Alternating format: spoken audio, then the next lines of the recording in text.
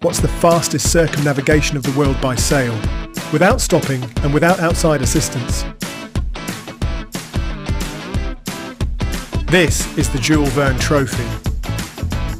Established in 1990. The current record was set in January 2017 by Edex Sport. The time? 40 days, 23 hours, 30 minutes and 30 seconds. She was designed by VPLP.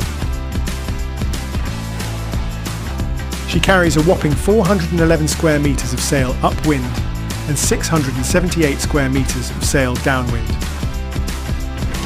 She was built at the Multiplast Yard in Vannes. The record stands to this day.